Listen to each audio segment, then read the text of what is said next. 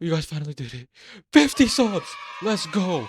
Thank you guys so much. I would not do this without you guys. I love you all and fast smooches for you guys. We are halfway now to the goal of 100 subscribers and you guys already smashed this one with literally a month left in the year, 50 subs. So let's see how much you can get. Love you all, beautiful people. But let's get back to our regular scheduled program.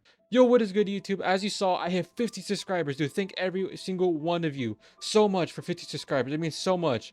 But if you haven't checked the last Five Nights at Freddy's video on the movie review, go check it out after this one, or go check that one now and then come back to this one. But before we begin with Exorcist Believer today, I want you guys to comment down below a movie you would like me to review. It could be any genre, it could be any movie. Doesn't matter what it is. I will most likely review it if you comment it down below. But let's get into the movie review. And starting with the background, I have something to confess. I've never watched the 1973 Exorcist movie.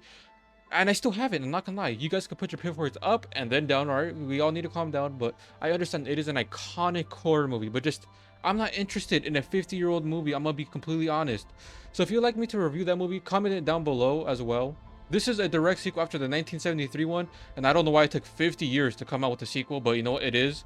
And to be noted before we start as well, this movie is around 2 hours long, so just let that be known. But this movie follows two female characters, Angela and Catherine. Both of them are 13 and live in Percy, Georgia. They are both either in middle school or high school. I don't think it's explicitly said, but it's in one of them. And one day, Catherine suggests that after school, they go into the woods, try to find this like area, like I say like a building basement area, because there is an entity there that is able to contact the afterlife. And one of them tries to contact the afterlife and it goes terribly wrong. But once they do find the building, they end up going missing for 3 days. And the parents are looking for them, worried, and don't know what to do until they realize that they have been found in a farm. But the females, Angela and Catherine, did not realize they were gone for 3 days and they only thought it was a few hours. Then when they come back, like the next few days, they do start acting different, like, you know, like more satanic, more harming, more self-harm to themselves and to harm to others, until the parents find out that they are possessed by demons, which I don't know the names of, but I know one of the demons is from the original 1973 movie. But their parents recruit the mother of the previous exorcism, and this might be a potential spoiler, so skip to this time. But obviously, let's be honest, they obviously get rid of the demons. That's why it's called exorcism. But now, after that very long background, let's get into some of the goods and bads.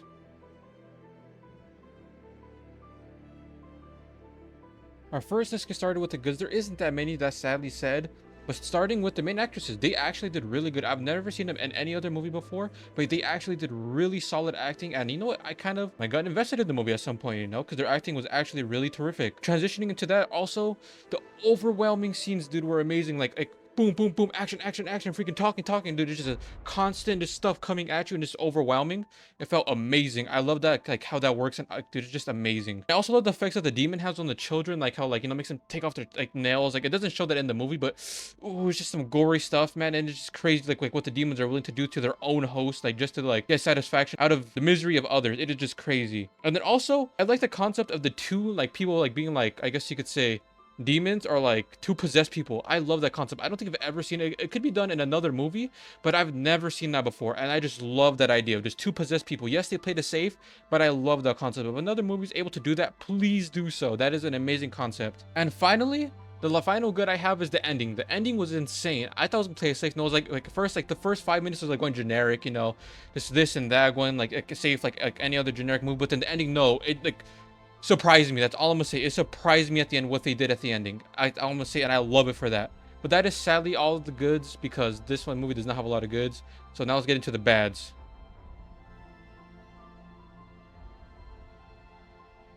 Now, starting with the bads, there are many of these, so let's get this started with lazy jump scares. There was not that like many jump scares, to be honest. Like, surprisingly, there was actually barely any.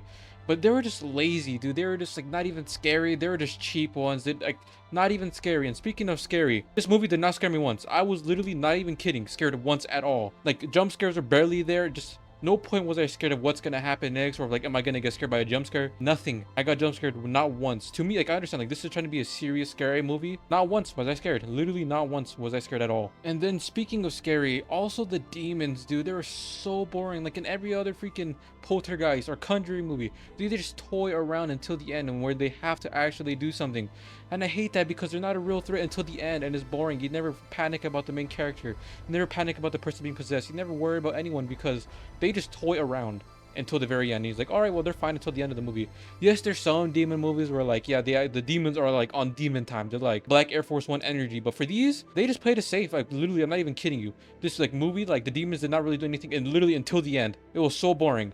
And speaking of boring, this movie was just so slow. Like, I'm sorry, but this movie was so slow. Like, the demon stuff didn't happen until like maybe halfway in the movie. And then once it did, like maybe for like 10-20 minutes, demon action happened. Didn't happen again until the end. Literally, we had to wait for the demons to like get in the middle of the movie, and then after that, pause for like the whole movie until the end. And it was just boring. Like, yes, the demons are here, like here and there, like throughout the movie, but nothing really happens with the demons. It's just boring and so slow paced. Like, I understand it was like more like a character movie, but just I didn't like that. And speaking of the characters were so bland. Like, they did not feel like real humans. They were just playing dad one, dad two. If the person's a dad, he's only gonna be a dad. That's it. He's nothing else to him. What else does he like? No one knows. He's just a dad. Like, they're bland, flat surface, nothing really good about them. Like, they're just flat. Characters are just flat. Nothing, no spices, gobble-ghouls added to them. Just flat. And finally, two pet peeves of mine. Just two pet peeves. They're small, so these don't like affect it too much. But they're little paper cuts. Is one, for some weird reason, the camera work decided to be weird and zoom in on a character for 10 seconds so awkwardly. Like, it was like a 50s movie. Just zoom in for way too long in a character's face. It was so weird. And the final one is just a pet peeve I hate that movies do, is when they add food in the movie and not eat it. It is so annoying. It's like they make 76 pancakes, scrambled eggs, 19 bowls of cereal, a gallon of orange juice, but only eat freaking a spoonful of oxygen and drink ice. Like, it makes no sense. Like, why put it in the movie then? It literally doesn't add anything to the movie, so what's the point? But those were the bads. Now let's get into the neutrals.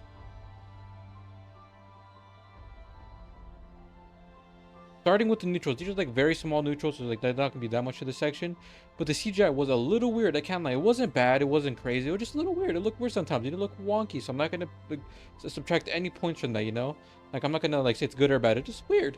That's all I'm saying. It's just weird. Like, it is just the most generic thing about it. It's like it doesn't stand out at all, you know?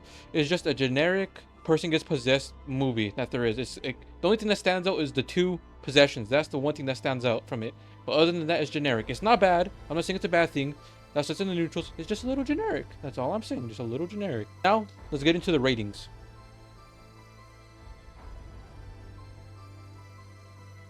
I never watched the original one before, so there's some things that I may have missed or like something like that. But I've seen a lot of demon movies, and this one does not stand out a lot.